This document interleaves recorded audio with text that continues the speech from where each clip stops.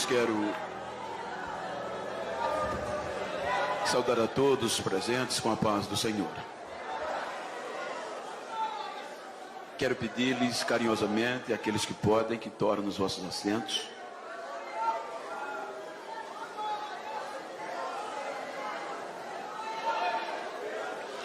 Enquanto quero externar a minha gratidão a Deus pelo rico privilégio de poder estar esta noite participando da Almada.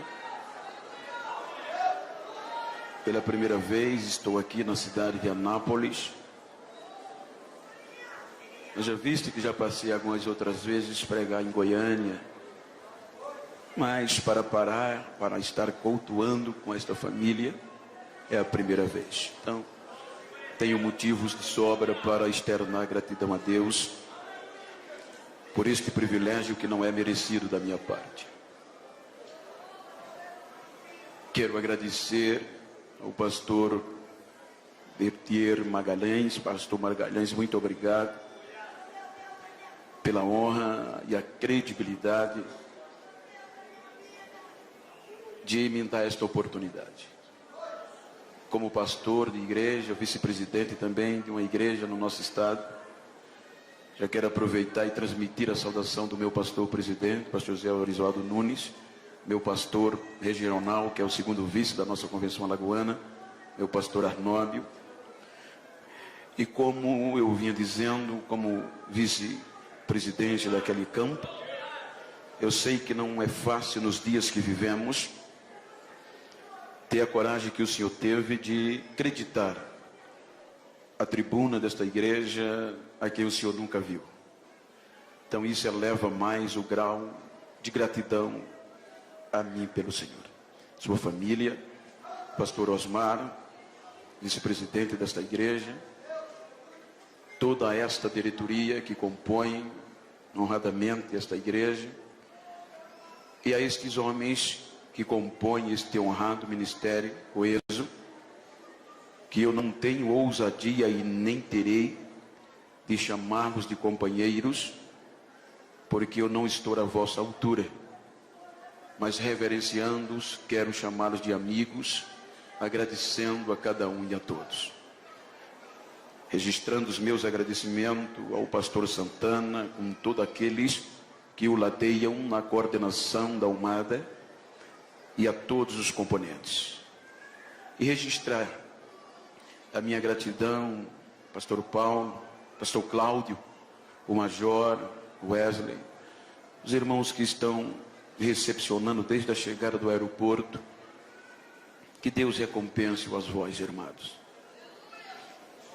Queridos, alegria enorme ver o meu amigo íntimo, posso até dizer assim, Cleito Queiroz, sua irmã. A gente sempre tem se encontrado neste Brasil, e ele é um presente de Deus para a minha vida. Como estou em um congresso de jovens, eu quero ler um texto por demais conhecido, mas quero conciliar o tema tão bem sugestivo, que a palavra vem de despertamento, e eu quero ler um texto que está no livro dos Juízes. É um texto conhecido de cor salteado, através das mensagens, dos louvores, mas é a mensagem que está no meu coração, e por certo, tem vidas que precisam ouvir nesta noite. Juízes capítulo 16, versículo 21 e 22, o texto está escrito,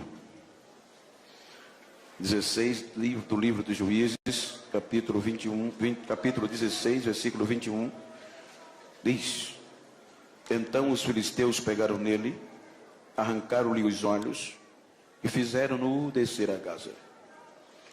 Amarraram-o com 2 cadeias de bronze e ordenaram ele a girar o moinho.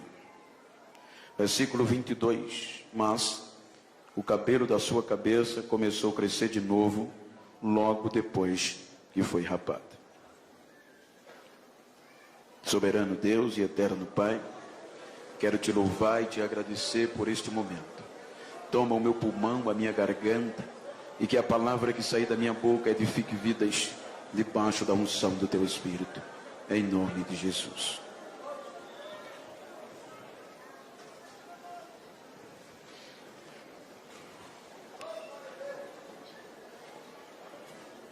Tenho lido um texto propositalmente para falar de um contexto de despertamento para uma geração em ascendência, uma geração fenomenal, que é a geração odierna. Quando nós partimos do pressuposto das vantagens e das desvantagens em comparação às gerações, nenhuma outra geração viveu o que nós estamos vivendo. A Bíblia nos mostra a oportunidade que nós temos de evoluir cada dia mais. Só para os irmãos ter uma pálida ideia, esta geração é uma geração bombardeada para desistir. É uma geração que teria, dentro das probabilidades humanas, 1001 motivos para não estar presente neste congresso, haja vista que as ofertas são muitas. Há uma preocupação quase que generalizada por parte de alguns pesquisadores, psicanalistas, psicólogos, sociólogos, acerca desta geração. Quando nós observamos há pensamentos, há descobertas em que os próprios pesquisadores, homens conhecidos em todo o planeta, ateus, homens céticos, que abordam uma preocupação devastadora. Haja vista que, segundo o psicanalista Marco Polo, e obviamente em um dos seus conceitos, ele apresenta algo assustador, à vista que uma criança, segundo ele, como um grande pesquisador, quando ela atinge 7 anos de idade, ela hoje, na geração que vivemos, ela consegue ter mais informação no cérebro do que os imperadores de Roma durante o seu período. Ele aborda que quando uma criança chega a atingir 9 anos de idade, o grau de informação que ela recebe supera as informações de Sócrates e Platão.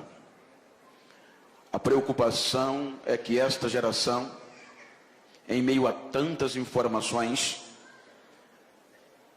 não está conseguindo gerir ideias produtivas e criativas. Há uma preocupação porque estes homens, cujo eu citei no passado, de uma geração de um passado, ele usufruía de tantas poucas informações, e as ideias eram mais criativas do que a geração de hoje. Queira, quer não, nós vivemos em meio desta avalanche de tecnologia, e não é ruim, é muito bom. E eu quero simplesmente tomar esse contexto para advertir-nos da probabilidade que nós temos de ser melhor e fazer mais do que quem já passou. Não estou mostrando pontos na visão pejorativa e nem crítica destrutiva, pelo contrário. O interessante é que, se nós não vigiarmos, vamos ser levados por esta avalanche, porque as mutações são constantes, e por mais crente que sejamos, somos tentados e arrastados por elas. A inovação estive lendo um artigo de um psicólogo contemporâneo, que há uma preocupação por conta da dependência. Achei interessante quando eu li a Cleito, que aquele psicólogo abordava que é mais fácil, é menos doloroso você tirar de um adolescente o lanche da tarde ou o café da noite, do que tirar dele a rede social. Ele está mais dependente das redes sociais do que da sua própria sustentação básica. Queira que não, estas inovações, estas avalanches, por boa que seja, mas elas têm roubado de nós algo que a geração passada tinha. Nós sabemos que hoje os lenços já não são tão frequentes nas nossas igrejas. As marcas no joelho já não são tão constantes como eram. Pois nós estamos vivendo um período de facilidade. Um período de tantas facilidades que num clicar você resolve muitas coisas. Quando uma geração passada não tinha isto, e tudo era resolvido no joelho e na lágrima. Mas nem tudo está perdido. Por isso, usando este contexto, eu quero falar-lhe sobre deixaram a raiz. Diga comigo, deixaram a raiz. Se nós observarmos o contexto bíblico, a Bíblia nos mostra no livro do Gênesis o começo da nossa história. Os 2 primeiros capítulos e adentrando no 3º do livro do Gênesis, a Bíblia nos mostra a alegria que o próprio Deus verbalizava acerca da sua criação. A Bíblia diz que quando Deus, ele criava, que terminava o dia, ele percebia que tudo aquilo que ele fez era bom, e ele mesmo dava testemunho da sua alegria. Quando Deus cria o ápice da sua glória, o ápice da criação de Deus, que foi o ser humano, a Bíblia diz que Deus criou o ser humano com a particularidade tamanha, que o ser humano foi a única criatura que galgou um patamar de intimidade com Deus como nenhuma outra. Porém, quando nós chegamos no capítulo 3, este relacionamento é quebrado. O homem decepciona a Deus por conta do seu próprio egoísmo. O homem quis conhecer o bem e o mal e com este propósito se igualar a Deus. Então Deus aqui já tinha 1000 motivos de desistir do ser humano, de desistir do homem ou do ser humano que criou. A justiça de Deus requeria que o homem fosse exterminado, mas o amor de Deus pelo ser humano prevalece. A Bíblia diz que o homem, por conta do seu egoísmo, o pecado ludibriou, ele foi expulso da presença de Deus. Aquele homem que dialogava com Deus todo o crepúsculo da tarde, agora aquele homem foi expulso da presença de Deus. Deus deixa o homem no deserto, Deus leva o homem a seguir a sua vida, mas não o larga e não deixa de o monitorar. Quando nós vamos para o capítulo 6 do livro do Gênesis, a Bíblia mostra que Deus estava monitorando aquela geração, querendo reaver a intimidade. Então é quando Deus desce para ver qual a intenção da geração que era originária de Adão. Então o caos está pior do que no começo, porque a Bíblia diz que mais uma vez o ser humano, de forma generalizada, ofende a santidade de Deus, a ponto que o pecado daquela geração cheira mal às narinas de Deus. Então a justiça de Deus agora entra em vigor, determinando a eliminação do ser humano. É aqui que o próprio Deus verbaliza, dizendo: eu me arrependo de haver feito o homem que criei. Pela primeira vez o universo estava ouvindo da boca do Criador a decepção causada pelo homem. Mas quando Deus disse: por causa do homem eu também tirarei da face da terra tudo o que criei, Deus, a justiça estava estava pronta a desistir do projeto do ser humano. Então, quando Deus está determinado a abrir mão, a exterminar o ser humano, então a Bíblia diz que no meio daquela geração deteriorada, um homem acha graça diante de Deus nas suas gerações. O interessante é que não foi Deus, Noé achar graça, ou seja, a palavra graça na sua etimologia é um favor imerecido. Então a graça no contexto normal é quando o amor de Deus cobre o defeito do ser humano. Então o amor de Deus mais uma vez cobre o ser humano, e Noé, sua família, 8 almas e um casal de cada animal no planeta é preservado da destruição da ira de Deus. Portanto, quando o dilúvio vem, estes 8 almas e um casal de cada animal são preservados. Quanto quando a gente chega no capítulo 8, então a Bíblia diz que Deus vem a Noé. Agora Deus vem quebrantando e quebrantado nas suas palavras. Deus chama Noé agora em um contexto lógico. Deus estava dando a oportunidade para o homem recomeçar.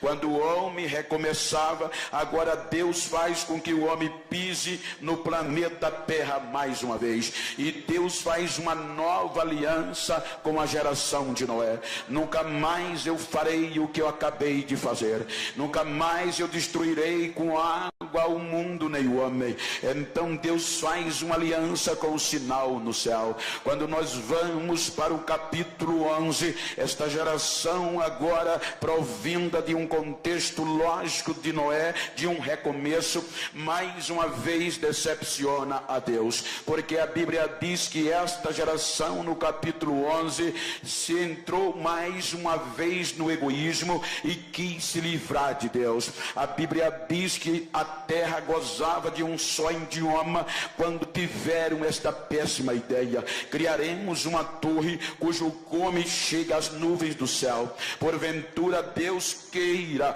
desistir e destruir a terra com água, nós temos como nos livrar dele. Então é quando Deus vem, observa, e agora Deus espalha aquela geração, e aí vem as diversidades de idiomas que hoje nós estamos vivendo. Quando nós chegamos no capítulo 12 do livro do Gênesis, o negócio fica melhor, porque agora Deus faz algo inusitado desde a criação do homem. A Bíblia diz que Deus resolve criar um projeto de resgate, o maior projeto de resgate da intimidade entre ele e o homem, mais uma vez. Pela primeira vez desde a queda do Gênesis, do capítulo 1 no capítulo 12. Era a primeira vez que Deus estava entrando em uma terra idólatra dentro desta geração, para mais uma vez depositar crédito ao ser humano. A Bíblia diz que Deus vai lá na terra onde o povo era idólatra, a família de Abraão também era idólatra, adorando o sol, a lua como um Deus que os protegia. Então Deus vai lá e faz uma proposta a um homem chamado Abraão: sai da tua terra, do meio da tua parentela, e vai para uma terra que eu te mostrarei. O maior projeto missionário na visão transcultural do Antigo Testamento. Não vou entrar nas entrelinhas, mas agora era Deus querendo reaver a intimidade com o ser humano de novo. Então na geração de Abraão, aí você vai encontrar que pela primeira vez desde a queda do homem, Deus pôde falar com o ser humano abertamente. Aí Deus volta a dizer: Abraão é meu amigo. Agora mais uma vez o homem é chamado amigo de Deus na geração de Abraão. Abraão resgatou a intimidade pessoal entre o homem e Deus, em um contexto contexto literal, mas não no contexto espiritual, porque ele era simplesmente o começo de um projeto e um berço espiritual que culminou em Jesus Cristo. Quando nós passamos a geração de Adão, aí deparamos-nos com uma nova geração, a geração conhecida como a geração de Isaac. A geração de Isaac, ela andou nos passos do próprio pai, ele conservou o que o pai ensinou. Quando nós passamos da geração de Isaac, deparamos-nos com uma geração de Jacó, uma geração que teve o encontro com Deus no val de Jaboque. A Bíblia nos mostra algo interessante. O anjo, quando transforma Jacó, que fazia parte, era o alvo do projeto, então o anjo diz: a partir de hoje não será mais Jacó o teu nome, mas o teu nome será Israel, aquele que luta com Deus e prevalece. Quando nós vamos para o contexto humano, é quase que inconcebível e imensurável. Não dá para raciocinar o homem conseguindo vencer a Deus, pois a Bíblia diz que o homem prevaleceu contra Deus.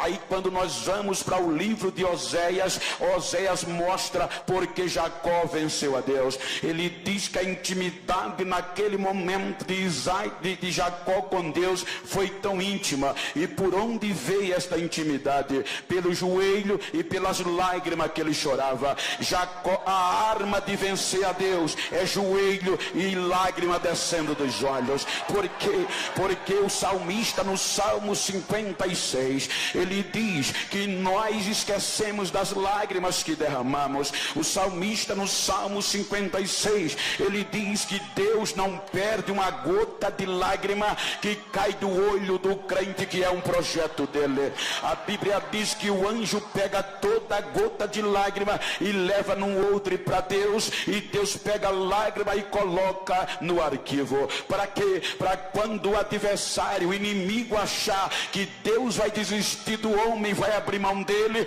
aí Deus vai no arquivo e as lágrimas dele estão lá. Aí não tem para ninguém. Deus desce automaticamente e faz o que tinha que acontecer. Se você observar o que uma intimidade com Deus faz, você vai ver quando Davi estava cercado por gigantes, aonde a morte já sussurrava nos seus ouvidos. Aí Davi diz que na sua angústia, no meio das suas lágrimas, ele clamou a Deus, e Deus do céu ouviu o clamor de um crente aflito lá embaixo. Aí ele continua dizendo no livro de Samuel: então quando Deus ouviu o meu clamor e viu as minhas lágrimas, ele ficou irado, fumaça saiu das suas narinas, ele chamou um querubim, montou na asa do querubim e saiu voando nas asas do vento. Aí ele diz: o relâmpago apareceu, o trovão começou a trovejar,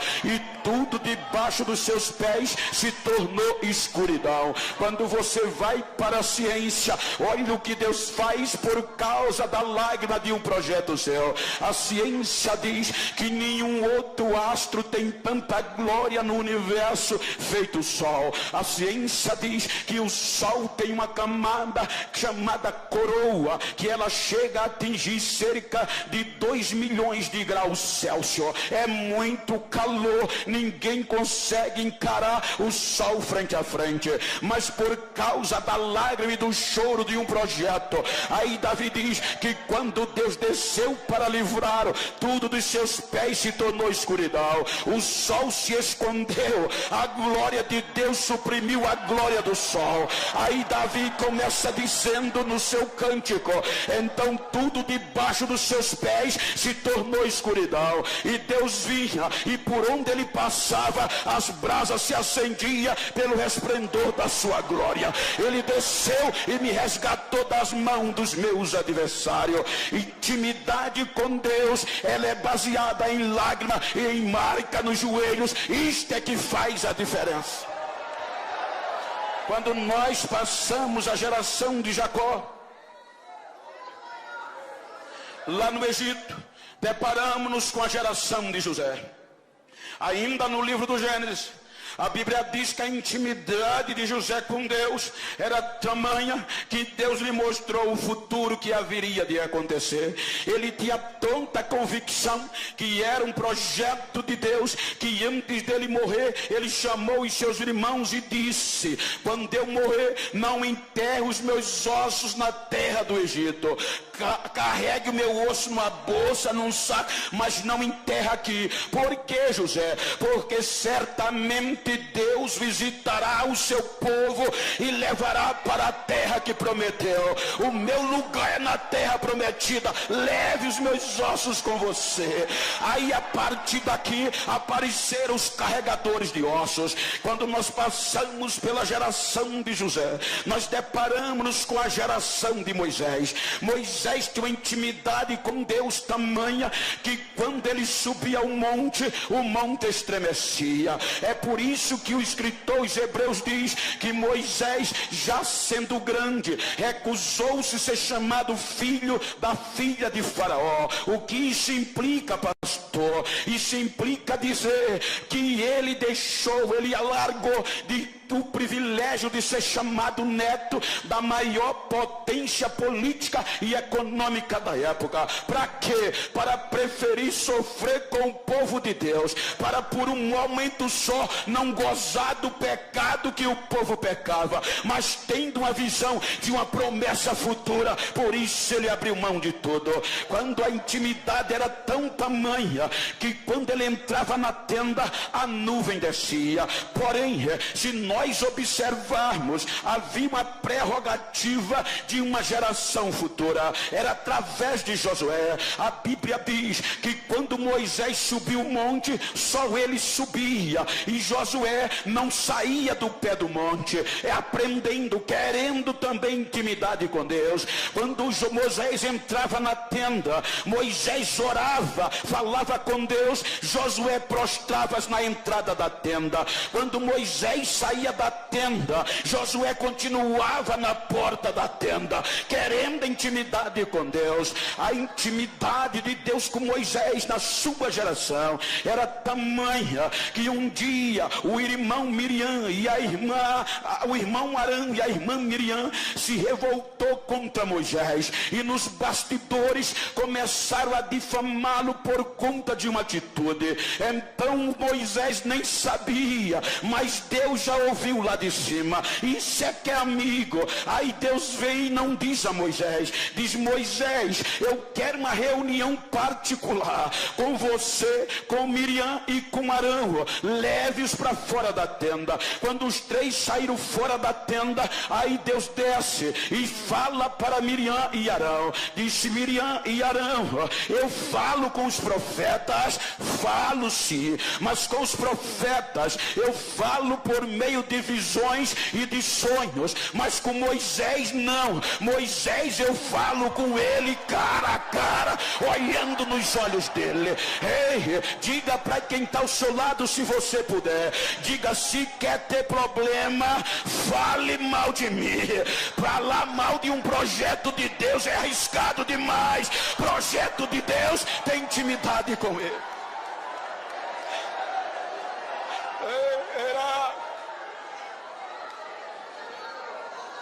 Quando nós passamos a geração de Moisés, passamos pelo livro do Êxodo, passamos por Número, Levítico, chegamos em Deuteronômio. Aí em Deuteronômio há registro que Moisés subiu o Monte Pisga e morreu.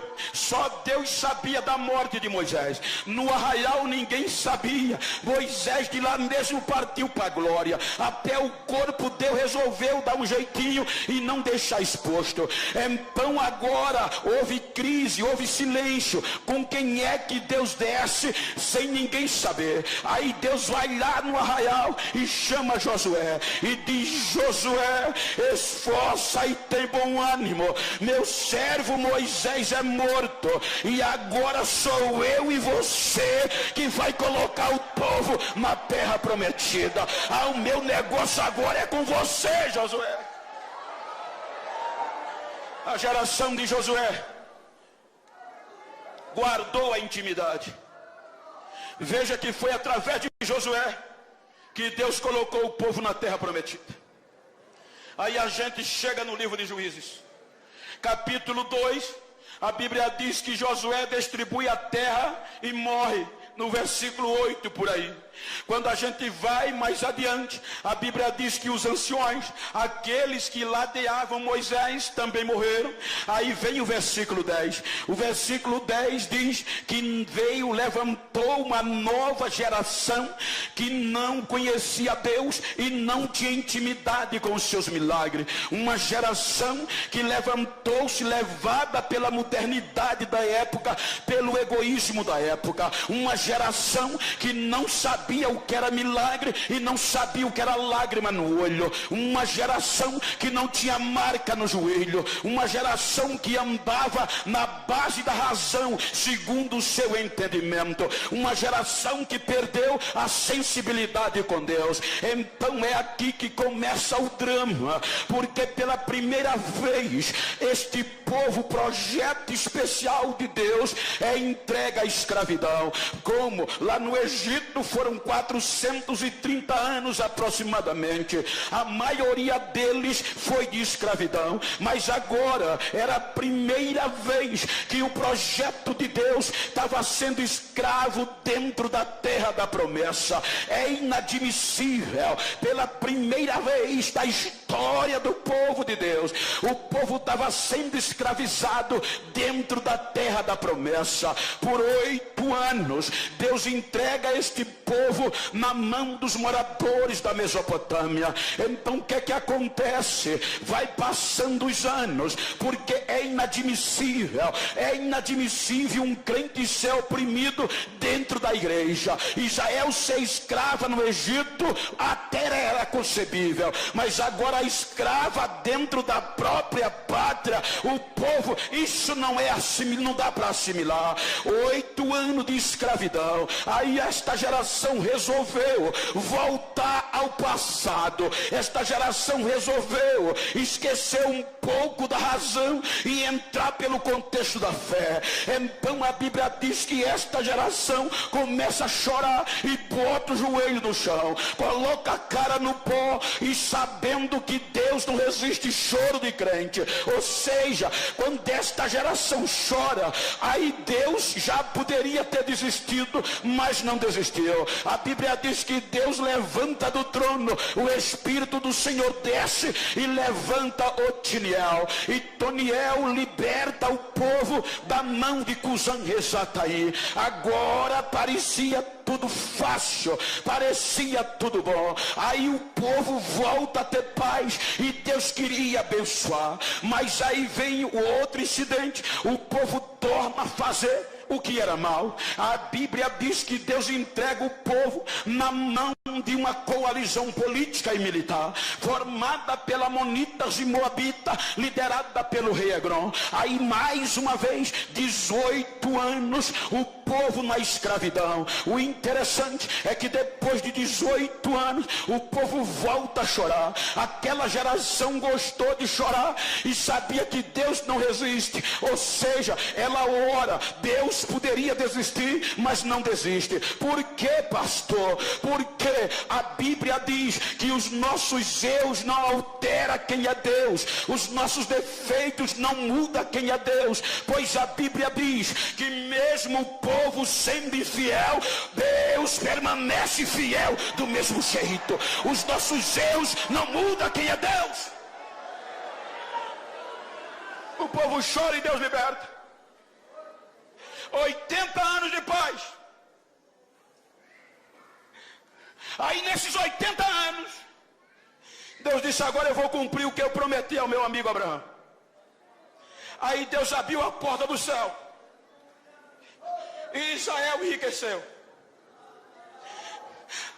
Débora começa a contar no capítulo 4, e a história diz que o campo começou a produzir.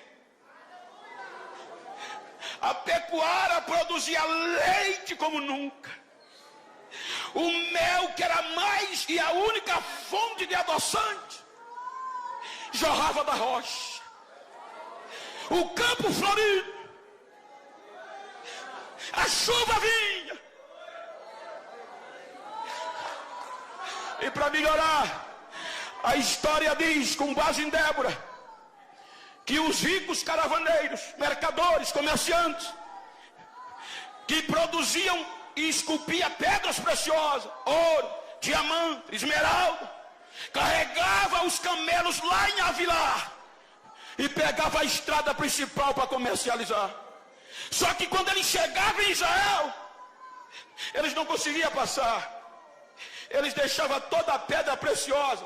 E sabe o que era que eles trocavam? Por sal do Mar Morto e por folha de mato medicinal. Ou seja, nesses 80 anos, Deus faz isso. Ele faz o rico trocar ouro por sal para abençoar o crente. Ele faz o rico levar folha de mato para casa, até folha de jurubeba, até folha de piqui, e deixa ouro para mostrar que ele é Deus e não há como ele. Ele faz isso. Ei, cara, o povo enriqueceu. A facilidade começou a aparecer. Para que orar? Se está tudo nos conformes. A Bíblia diz que o povo ficou rico. Os armazéns do ano seguinte tinha mais probabilidade, o prognóstico, o previsto, sempre o real superava a previsão. Para que orar? Aí o povo se esqueceu de Deus. Aí Deus entrega esse povo mais uma vez à escravidão. E agora Deus resolve entregar para doer. A Bíblia diz que Deus entrega o seu povo na mão de Jabim, rei de Canaã. Quem era Jabim? Por 20 anos, duramente. Era o homem que sabia por onde entrava a riqueza de Israel. Aí a Bíblia diz que Jabim sabia que os caravaneiros vinham pelo sul. Ele colocou brite no caminho do sul. Ele sabia que pelo norte entrava mais ouro. Ele fechou o caminho do norte. Ele sabia que pelo leste vinha pedra preciosa. Ele colocou soldado no caminho para os mercadores não passar. Ele sabia que do outro lado os 4 pontos cardeais ele fecha com brite de soldado. Aí é que por isso que Débora diz em Juízes: os viajantes vinham e não podiam passar, tomavam caminhos tortuosos e não chegavam nas aldeias de Israel. Aí com isso o povo foi empobrecendo mais uma vez, porque sem Deus não dá não, sem Deus não vale a pena. Aí agora Deus faz o povo chorar. Enquanto a crise assolava, o povo ficou tão pobre que não tinha escudo e não tinha lança. O que é que Deus faz? Cala. Só que Jabim era bom de guerra. O exército poderoso fechou tudo, vou minar, e minou, empobreceu o povo. Só que Jabim cometeu um erro estratégico de guerra. O que é que houve? A Bíblia diz que ele fechou todas as entradas, mas ele se esqueceu de fechar um circo de oração que funcionava debaixo de um pé de palmeira. Ele esqueceu de fechar o lugar de intimidade com Deus. A Bíblia diz que debaixo do pé de palmeira tinha uma mulher que não aceitava a crise. A lágrima rolava debaixo do pé de palmeira. Deus, vem Deus, vem Deus. E Deus desceu. Intimidade. Não tenho tempo e nem quero me estender. Você entra no capítulo 6. O povo volta a fazer o que era mal. E olhe que a Bíblia diz que o livramento que Deus deu foi grande das mãos de Jabim. Quando você chega no capítulo 6, o povo erra de novo. Por que eu estou dizendo isso? Para você saber que Deus não desiste de nós.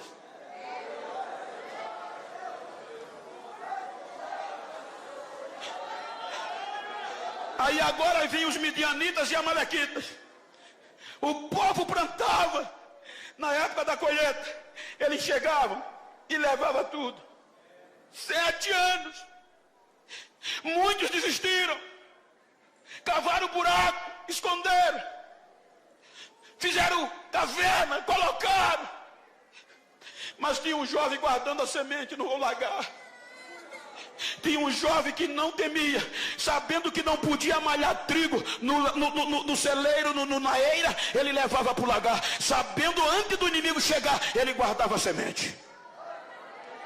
Aí o anjo achou aquilo tão interessante, que a Bíblia diz que um dia ele estava malhando trigo no lagar. O anjo chegou debaixo de um pé de pau e sentou.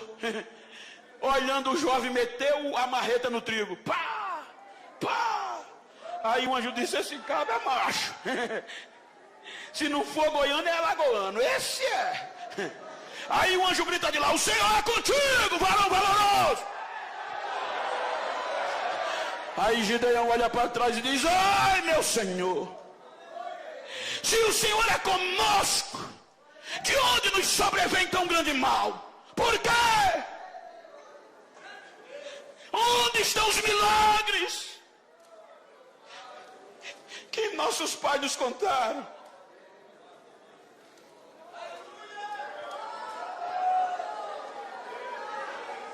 Olha a pergunta de Gideão: onde estão os milagres?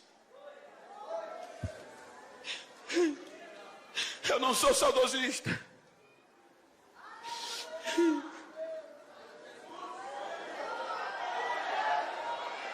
mas às vezes dá saudade do nosso tempo antigo, quando a gente não tinha WhatsApp, quando a gente não tinha Facebook, quando a gente não tinha tantos flashes nas nossas igrejas, quando a gente não tinha cantor famoso, quando a gente não tinha pregador famoso, quando a gente não precisava depositar cachê para ninguém vir pregar, que a palavra valia. Ai, mesmo sem cantor famoso, quando o hino da harpa aparecia, Jesus começava a batizar da galeria para o fim da igreja, o batismo caía. Aonde estão os milagres?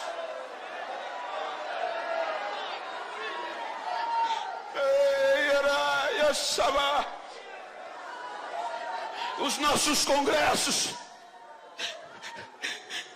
tinha dificuldades para terminar. Quando o conjunto cantava, Jesus batizava, curava. Terminava os cultos e jovem era difícil controlar.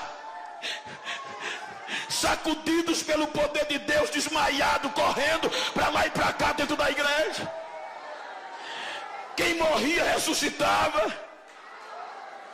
Terminava o culto, o pastor dizia: como é que vai parar esse culto? Já é meia-noite, apaga as luzes. Quando apagava as luzes, era que o fogo pegava, o fogo caía e ninguém podia sair. Leva para casa como bota dentro do carro de mão, leva nas costas. A gente saía com os jovens dos carros de mão, dentro do carro de mão, falando em língua, profetizando, tendo visão, e os não crentes correndo atrás. Eu quero, eu quero, eu quero, eu quero. Era milagre em praça pública.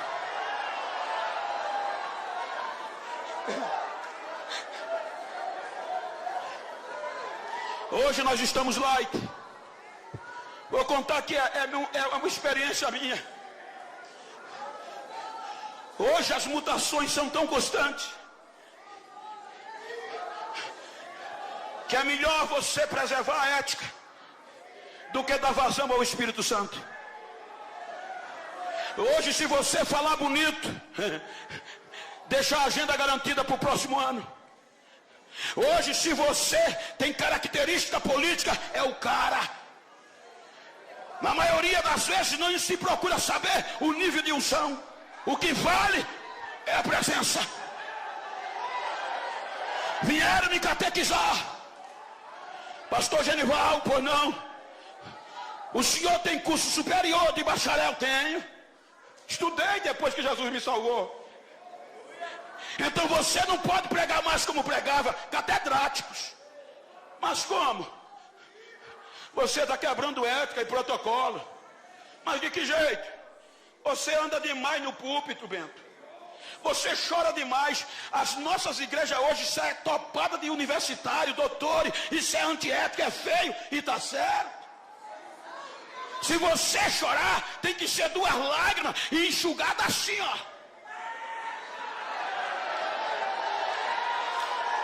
Esse negócio de falar línguas estranhas no microfone é feio. Ninguém vai entender. Você tem que começar a pregar friozinho e terminar gelado, para não quebrar a ética. Dá para você? Eu digo, dá não, doutor. Mas por quê? Eu sou assembleano até o tutano. Eu nasci no fogo, eu nasci no Pentecostes, eu nasci no fogo. Cadê a geração do milagre? Cadê a geração que não vai deixar essa chama apagar? Cadê a geração que com anel ou sem anel ainda fala em línguas estranhas, ainda profetiza?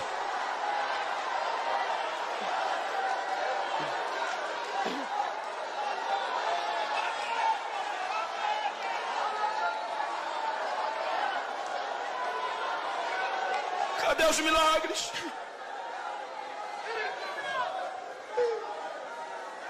Há mais preocupação no número de CD e DVD que vamos vender. Há mais preocupação em deixar a agenda do ano que vem agendada do que provocar os milagres na casa de Deus. Eu não vim pregar chave de carro, eu não vim para aqui pregar chave de carro, eu vim para aqui pregar avivamento. Ainda tem milagre.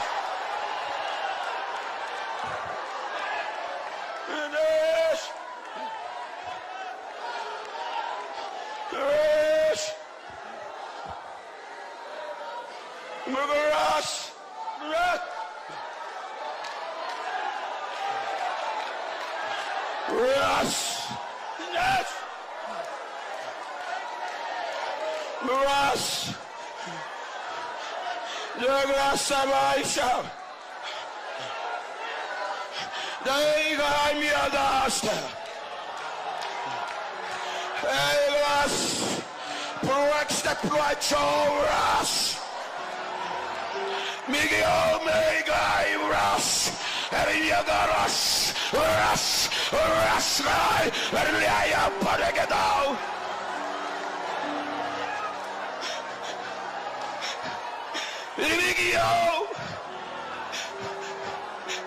A minha glória está invadindo vidas nessa noite. Eu estou sacudindo uma geração pentecostal como nunca antes da história. Esta noite eu encho a galeria da minha glória e derramo na nave da igreja. O meu espírito está renovando vidas, porque eu estou distribuindo dons neste momento, diz o Senhor desta igreja.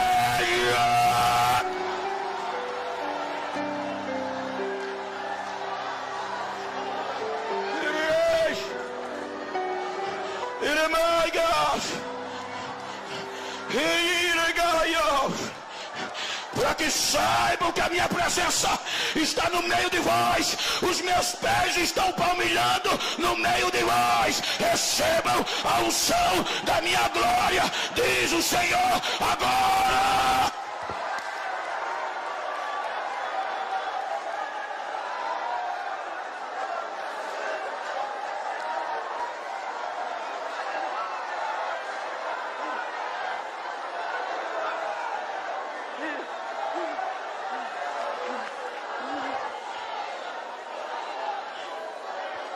Onde estão os milagres que os nossos pais nos contaram? Quando você passa Gideão, o povo volta a errar. Aí o Espírito Santo usa Meleque. O povo volta a errar. O Espírito Santo levanta a tola. O povo volta a errar. O Espírito Santo levanta Jair. O povo volta a errar. O Espírito Santo levanta Jefté. O povo volta a errar. O povo errando, Deus levanta Ibizã. O povo volta a errar, Deus enche o jovem Abidom. Aí a gente chega no capítulo 13 de Juízes. Aí a Bíblia diz que o povo volta a errar. E Deus entrega na mão dos filisteus pela segunda vez. 40 anos. 40 anos. O povo não aguentou. Chora. Aí agora Deus não desce para levantar ninguém. Agora Deus investe pesado. Ele vai usar as portas de emergência. Ele sempre tem uma porta de emergência.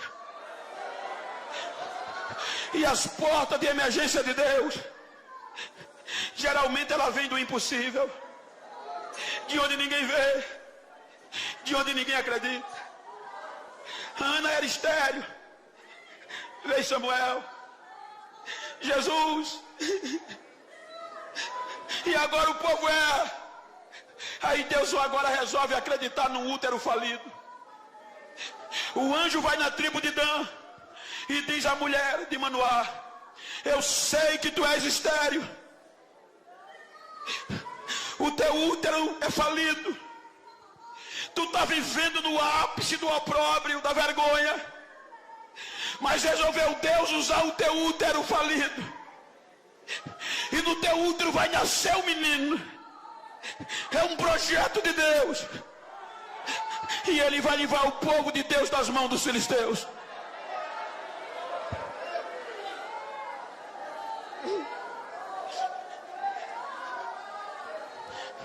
A mulher aceita a proposta, e o capítulo 13 diz que o menino nasce. O anjo disse à mulher: ensina ele é nazireu, ele não pode beber nada derivado da uva, não pode comer comida imunda, não pode tocar em cadáver, e não pode passar navalha na cabeça. Ensina ele.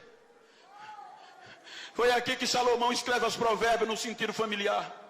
Ensina o menino no caminho que se deve andar, para quando ele crescer não se desviar. Veja que Salomão não diz que ensina o caminho, ele manda ensinar no caminho. Por quê? Porque ensinar o caminho qualquer um pode ensinar, mas você corre o risco de se perder. Mas ensinar no caminho é impossível se perder, porque você vai junto, você vai na frente. É por aqui, a gente chega. Quando a gente vai terminando o capítulo 13, a Bíblia diz que o menino ia crescendo, e o Espírito Santo incitava o menino, provocava ele. O Espírito Santo via o menino crescendo, e o Espírito Santo ia dizendo: tu vai ser uma bomba nas minhas mãos, eu vou sacudir a tua geração por meio de você. Quando a gente chega no capítulo 14, o menino cresceu.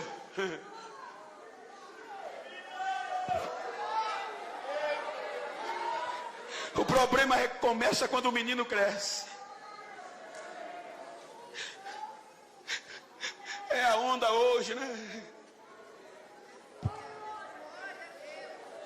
Essa semana eu recebi um telefonema dos Estados Unidos da América, de uma agência de publicidade, querendo ser meus agenciadores dos Estados Unidos. Pastor, a gente é agenciador de muitos pregadores e cantores famosos, e será uma honra para a gente ter o senhor na nossa agência. Oh, meu filho, eu já tenho.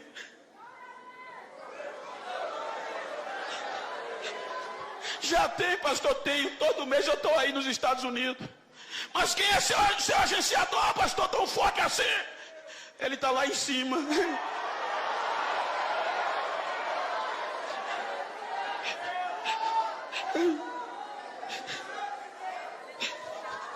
O menino cresceu. E quando o menino cresce, a onda é essa: entrei com os 2 pés, quebrei tudo. Quebra nada. Quem quebra é Deus, quem refaz é Deus. Outro dia eu fui pregar em um congresso, pastor, experiência para os jovens, que é na minha vida. Era cerca de 23, 25 mil pessoas.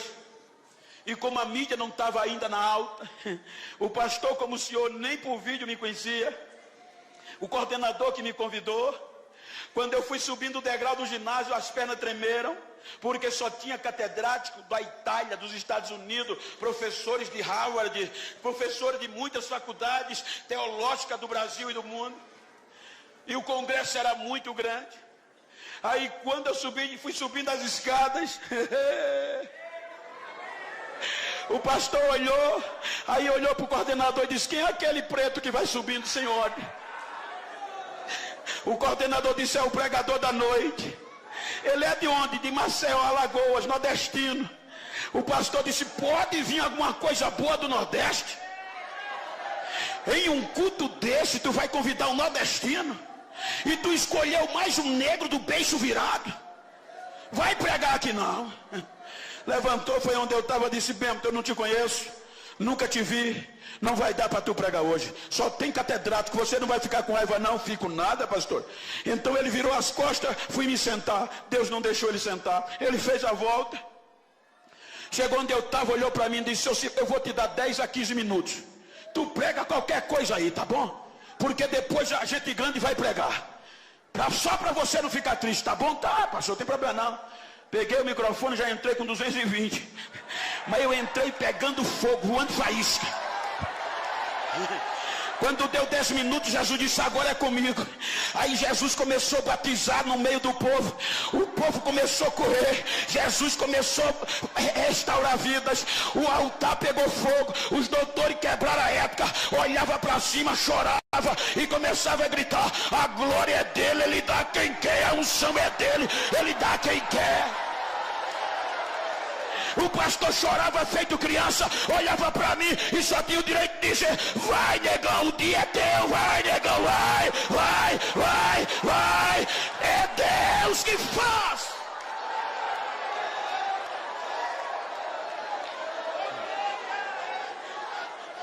O menino cresceu, gente. Enquanto o menino não tinha crescido, a mamãe contornava: mamãe, por que fulano anda daquele jeito que eu não posso? Você é diferente, você é um projeto, meu filho. O menino cresceu e se apaixonou por uma mulher da Filisteia, na cidade de Tímina. Quando ele se apaixona pela moça, o pai não conseguiu contornar. O menino estava ficando famoso. Aí o pai e a mãe vai em Tímina acertar o casamento, o noivado. A Bíblia diz que quando eles vão passando na plantação de uva, aí o leão sai de dentro das uvas contra o menino, para desgraçar o projeto. Quando o leão vai atacando o menino, aí o Espírito Santo disse: agora eu te pego. Aí o Espírito Santo pegou Sansão, e Sansão rasgou o leão como se fosse um cabrito novo. Se escondeu debaixo do pé de uva. Acertou o noivado e volta para casa. Aí mais adiante o escritor diz: tornou ele a voltar e agora ele vai só. E quando ele vai só, ele se desvia do caminho. A Bíblia diz que ele foi olhar o corpo do cadáver. Está escrito, ele desviou do caminho. Ele foi olhar o que tinha acontecido com o cadáver do leão. Quando ele chegou lá, que viu o corpo coberto de favo de mel, ele esqueceu que não podia tocar em cadáver. Ele se agachou, pegou o mel, tocou no cadáver, comeu o mel, a mente doeu. Eu não posso fazer, mas ele fez. Além de comer, ainda leva para casa, dá ao pai e dá à mãe. Aí o escritor coloca uma conjunção adversativa: porém, ele não disse o pai e a mãe de onde veio o mel. Então ele sabia que tinha errado. Mas a fama não deixou ele reconhecer. O menino estava pegando raposa, gente. Pegar uma, duas raposas é natural. Mas ele juntou 300 raposas. Só o Espírito Santo. Tocou fogo na cauda de tudinho e bagunçou a plantação dos filisteus. O menino estava tão famoso que os filisteus subornaram alguns judeus para amarrar ele. E o texto diz que amarraram ele com cordas novas. Essas cordas eram tão resistentes que diz a história era de nervo fresco de animais. Se colocasse 2 bois puxando em sentido contrários, eles não quebravam aquelas cordas. Amarraram ele. Quando os filisteus chegaram: Sansão! Amarrado. Ele quebra as cordas como se fosse um fio de linho queimado. E depois que quebra a corda, ele grava um CD musical. Se fosse hoje, A Bíblia diz que ele pega uma queixada de jumento, mata 1000, mata 500, mata mais 500, faz um montão, e ele sai cantando: com a queixada eu matei 500, com outra fiz um montão, e bababá. Ficou famoso, já estava gravando até aí.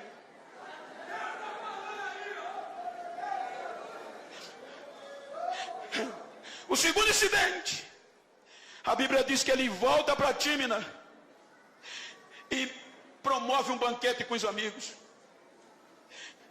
E no original diz que para oferecer um banquete tinha que beber junto com os amigos. Ele bebeu, ninguém viu. Ele bebeu fora da cidade, fora da igreja, em outra cidade. O bafo do vinho saiu. Volta para casa, pai disse: ô pastor, pregador famoso, tudo bem? Tudo. Ninguém sentiu mais, não tinha mais bafo. Mas lá em cima tem 2 olhos como chama de fogo. E muitas vezes Deus deixa a gente pensar que é alguma coisa. Vai, lá na curva eu te pego.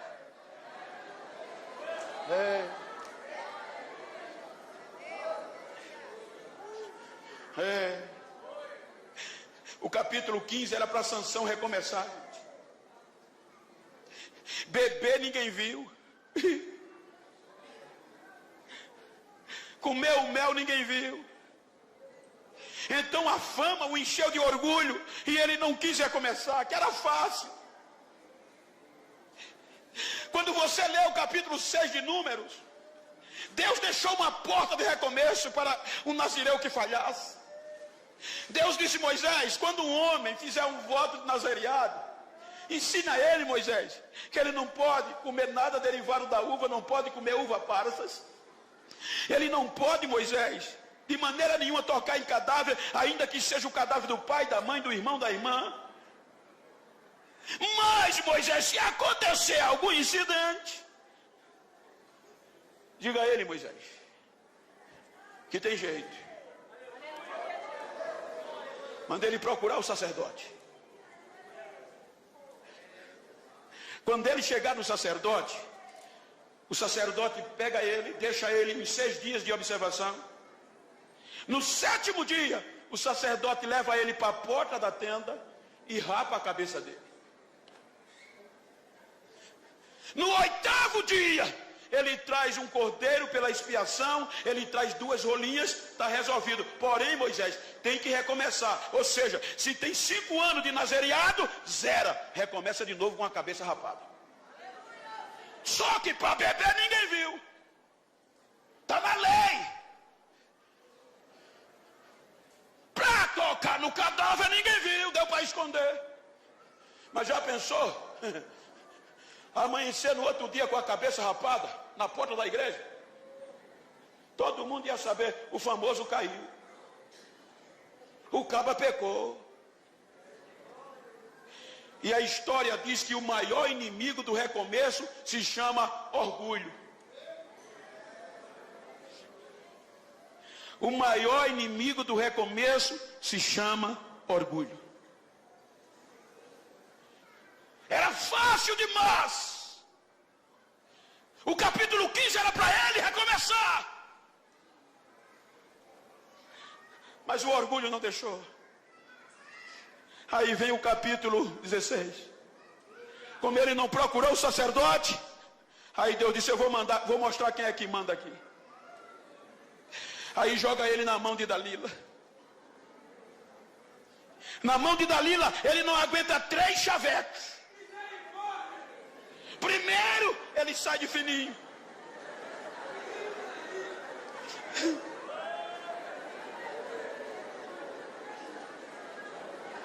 Segundo, ele sai de fininho, mas no terceiro ele não resiste. Nunca se passou navalha sobre a minha cabeça. Porque no dia que raparem a minha cabeça, eu serei igual a qualquer outro projeto. E dormiu. Aí Dalila aproveita, quando ele dorme, Dalila passa a máquina 0. Deixa lisinho. Sansão, já vem os filisteus. Isso é fácil, eu vou fazer como fiz das outras vezes. Quando levantou, O mais precioso não estava mais. O Espírito Santo tinha saído. É aqui que o tema nos desperta. Tenha cuidado. Dá uma olhadinha para esse jovem que está ao teu lado e desperta.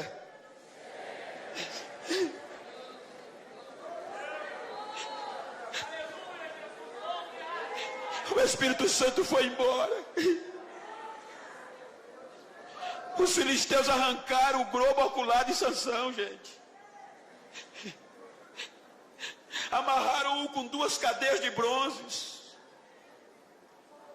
Jogaram ele no cárcere para girar moinho. Sabe quem girava moinho? Jumento. Agora um projeto de Deus. Estava fazendo trabalho de jumento no cárcere. Os filisteus tiraram 99% do que Sansão tinha.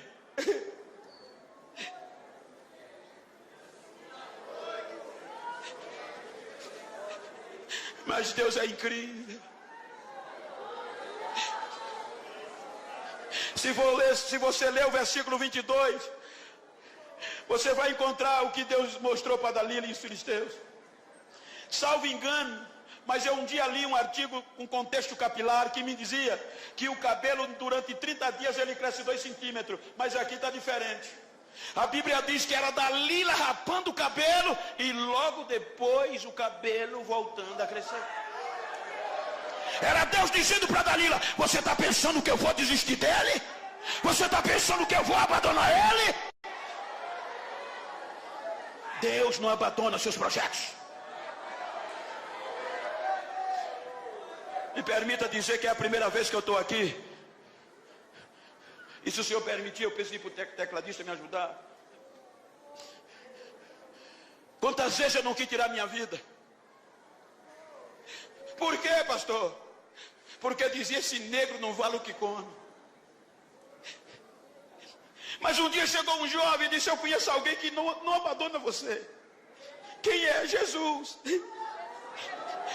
Eu fui para a igreja depois de 3 meses evangelizado, sem acreditar. Jesus me aceitou. Com 15 dias me batizou com o Espírito Santo. Com 1 mês eu desci as águas. Com 1 ano eu liderava a mocidade lá no interiorzão, dentro do canavial. Com 1 ano e meio de crente, chegou um pregador num culto de domingo, eu sentado lá numa igrejinha pequena. Ele disse: fica de pé você, Genival. Quando eu fiquei, ele disse: você é um projeto de Deus. Deus te tirou do pó e vai fazer você andar no meio dos príncipes. O mundo vai ouvir falar o teu nome e o Brasil vai ser pequeno para você pregar. Só que era impossível na ótica humana, na lógica do homem. Pobre, dentro do canavial. Foi tão sério que com 3 dias depois, um grupo de obreiros foi me aconselhar. E com razão. Genival, você chegou na igreja agora. A gente já tem anos aqui. E para você não ficar triste, não acredita naquilo que ouviste do pregador, não. Mas por quê? Porque você é diferente, não tem jeito. Mas eu não sou crente. Mas você tem 3 defeitos que não vão te aceitar. Então quais são os meus defeitos?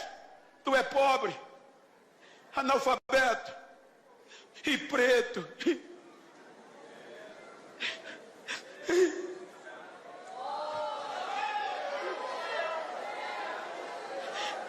Eles atingiram as minhas substâncias neurotransmissoras. Eu peguei meus sonhos e disse: nunca mais eu entro numa igreja.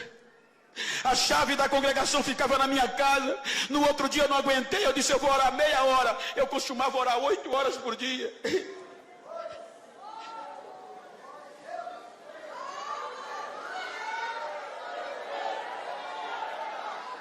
Quando eu dobrei o joelho meia hora para me levantar, não consegui, porque tinha 2 mãos nos meus ombros dizendo: fica aí que eu vou mostrar quem eu sou a você. Eu vou mostrar. 4 horas da tarde eu saí do joelho. Quando vou para casa, nem cheguei em casa, um adolescente veio me dar a notícia: a tua menina Gisele saiu de casa às pressas passando mal. Vai para o posto de saúde, muito precário. Quando eu cheguei no posto de saúde, o médico disse: olha, eu fiz o que pude, entre. Quando eu cheguei lá, minha menina estava contorcida, a cabeça virada para o contrário, os pés, os ossos pareciam que tinham sido triturados.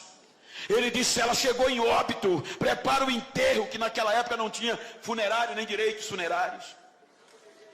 Eu peguei a criança no colo, saí desanimado, acabado, minha esposa chorando comigo, no meio da rua. Quando eu vou entrando para a rua da minha casa, o Espírito Santo fala no meu coração: vai para casa fazer o quê, Morena?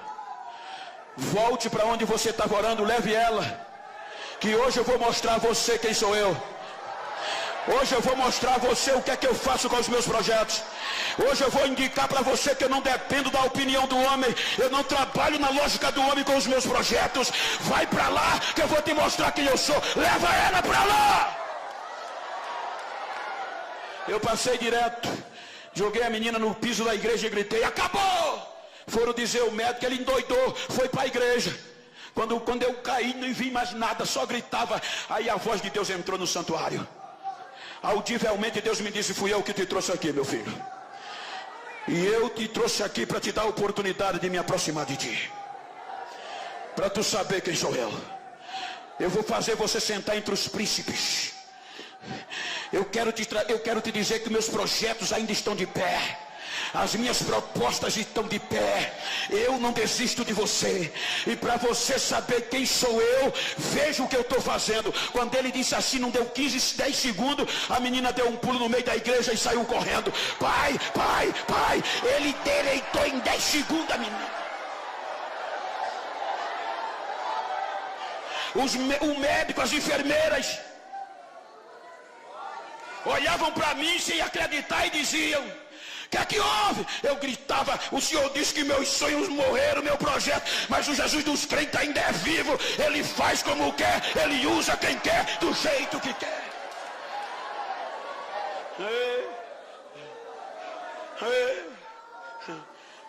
Desperta. Hoje eu estou pregando para a juventude, é por isso que eu estou dizendo isso. Hoje, se eu for atender os convites, eu não volto mais para casa. Hoje eu recebo cerca de 30 a 40 convites por dia. 2 vezes por mês eu tenho que cruzar os oceanos a convite para pregar o Evangelho. No Brasil, eu ando mais de avião do que de carro, filho. Mas por que o Senhor está dizendo isso? Deus não desiste dos seus projetos.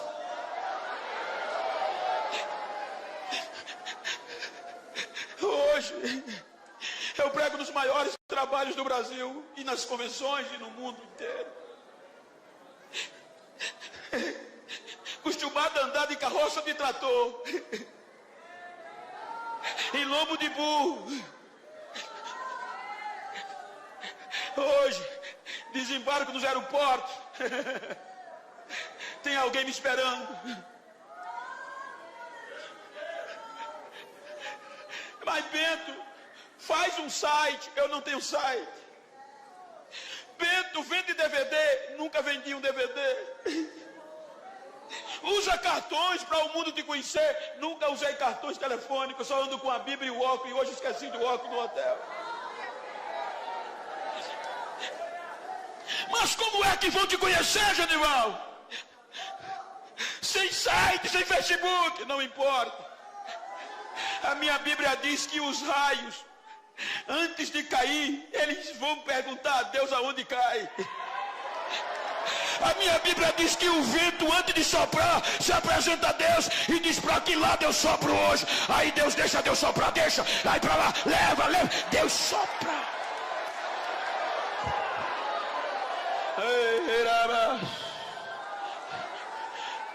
Reias tiraram 99% do projeto de Deus, jogaram no cárcere, humilhamos a ele e o seu Deus. E era comum os pagãos fazer um culto em ação de graça quando venciam os seus adversários. A Bíblia diz que os filisteus fizeram um culto em ação de graça a Dagom, no templo de Dagom. que lotou a igreja, a casa. A Bíblia diz que entre príncipes, mulheres e homens, a casa lotou, que só no teto tinha cerca de 3.000 pessoas penduradas. Para quê? Para ver o projeto sendo humilhado, pastor Santana.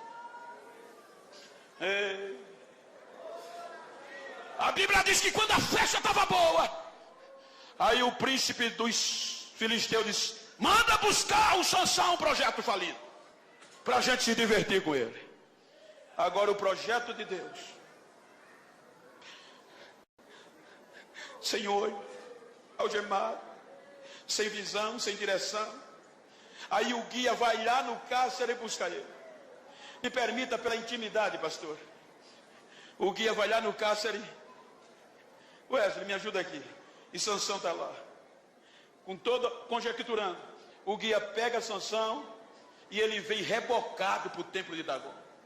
Um projeto que arrancava portão de cidade, o projeto que botava homens, milhares para correr. Agora um guia rebocando ele. Quando ele chega no templo de Dagom, a Bíblia diz que o povo brincava com ele. Você sabe o que isso quer dizer?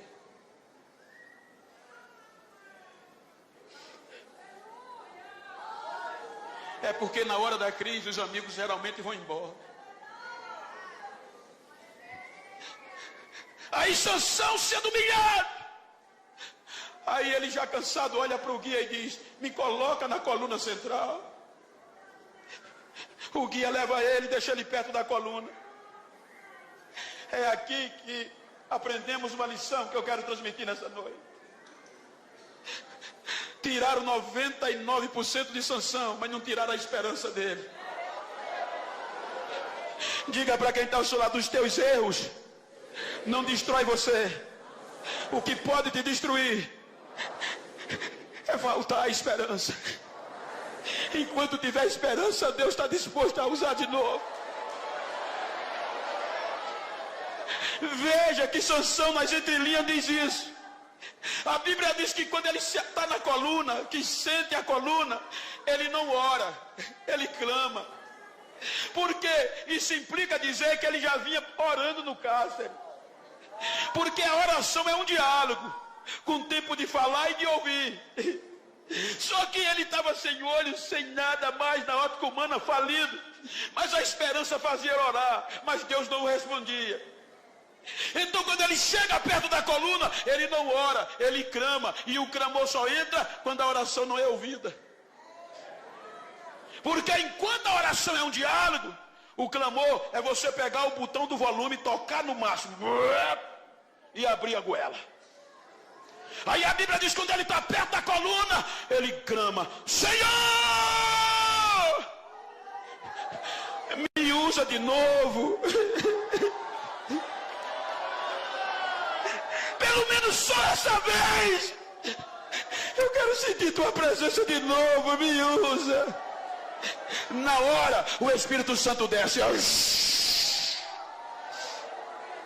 sacode Sansão.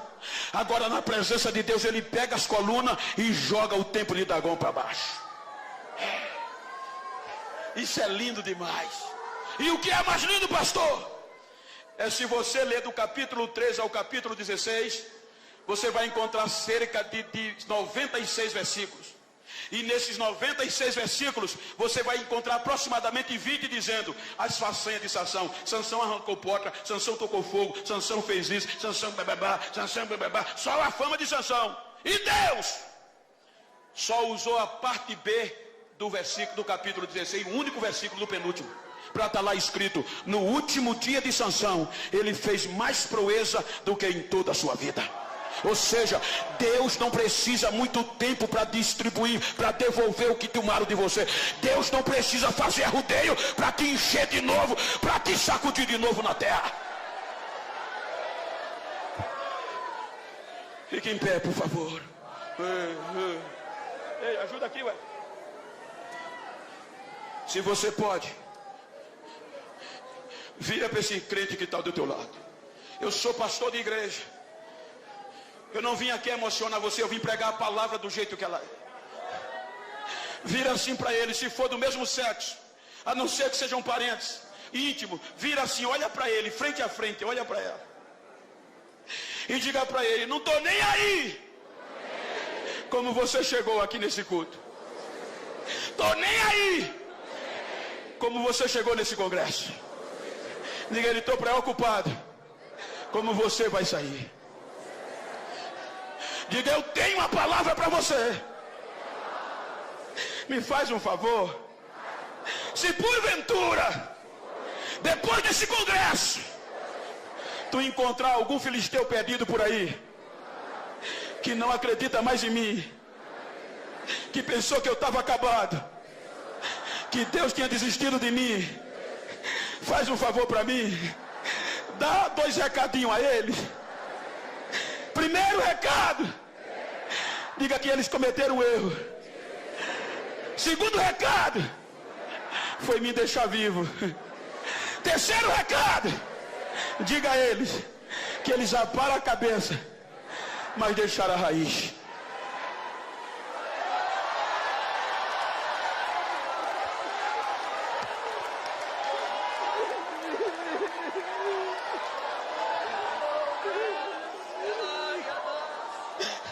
Enquanto tiver raiz, tem esperança. Os filisteus podem até tirar o cabelo, os filisteus podem arrancar até a farda, os filisteus tiram a credencial, os filisteus podem até criticar, defamar, eles cortam o cabelo porque o cabelo é para fora, mas a raiz é para dentro. Só quem mexe é Deus, só quem vai é Deus, só quem vai lá é Deus.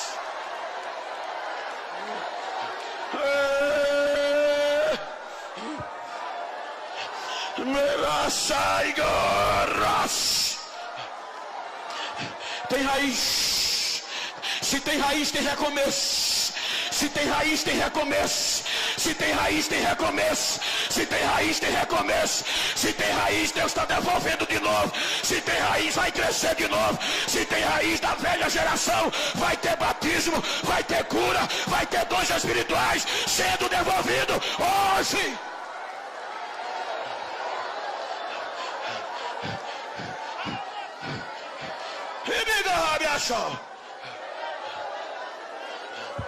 Arraiga gachal. Remiedes. Jacob Rosaia degal. Ele me colossel. And Psitektayo do. Again the Uraya Samura. And beyond the Gasta Tadado. Sou eu que faço. Sou eu que desfaço. E sou eu que volto a fazer. Esta noite eu estou restaurando sonhos.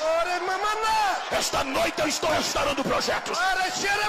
Esta noite eu estou devolvendo a minha presença para aqueles que havia perdido. Esta noite eu estou fazendo algo grande e novo no meio de vós, para que vocês saibam que eu tenho urgência. Recebam o avivamento da minha parte pelo abraço do meu Espírito, diz o Senhor desta igreja.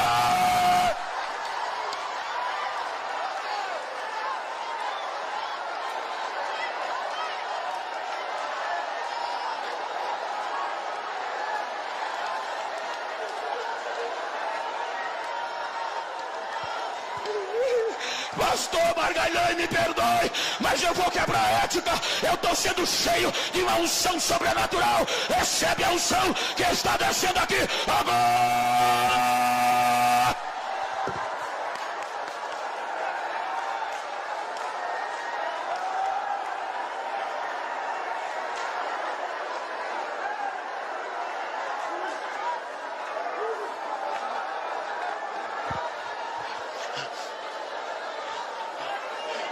Abraça esse crente que está ao teu lado, se você pode.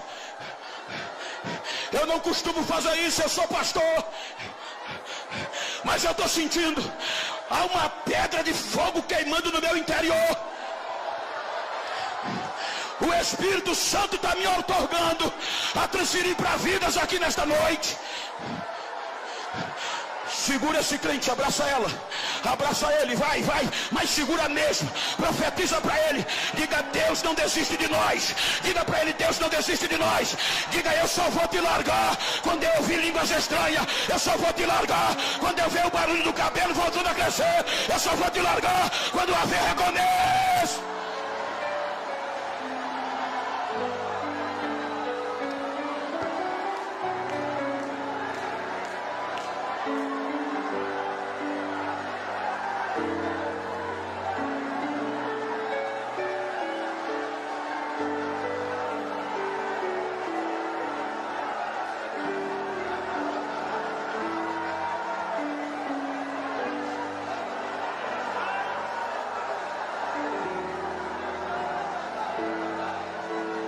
Quem tem língua, fala em línguas estranhas. Quem não tem, recebe batismo agora. Toca fogo nesse crente que está ao teu lado.